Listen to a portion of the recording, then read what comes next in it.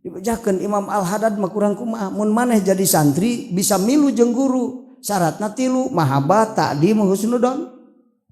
geus kitu mahabbah banget resep kana ilmu guru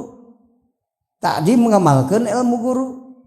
husnudon nekadkeun benerna guru bising cek urang asa salah moal aing moal nyalahkeun aing bodoh ya malah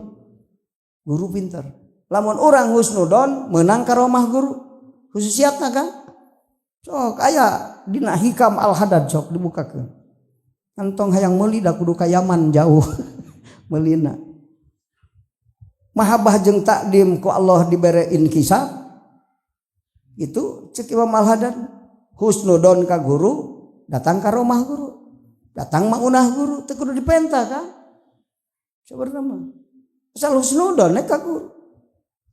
ari husnudon malah nyarekan ka ajeun aing mah dicarekan ku ajengan wetan diusapan ka neraka dicarekan tapi ka surga bener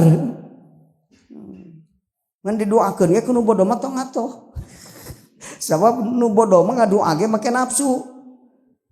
ari ulama mah ngameke make ilmu tuh bari nyaho ka al kadang-kadang mah paham guru mah si ieu mah leungit dosana teh kudu nyeri dicarekan ku aing carekan aya kan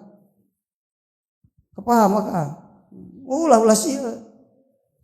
cek santri geus pinter aing mun dicarekan ku guru malah nyarekan lagi manfaat komo usapan gitu entong kudu riweuh kan arhamun nasi ulama'uhu pang pinuh-pinuhna hate ku kanyaah mah ulama sabab naon bi khosyatillah ku sabab sieun ku al nyarekan ge lain hate keuheul tapi ngadidik supaya jadi bener aya nu tas dicarekan ku guru jadi usul sabab di antara sifat murid sodik teh sobar menang pilarati guru aya kamari nu 13 ada poho wae akang mah teu ditulis atuh poho deui jalma marifat mah moal keder kan kumaha sok teu kudu riweuh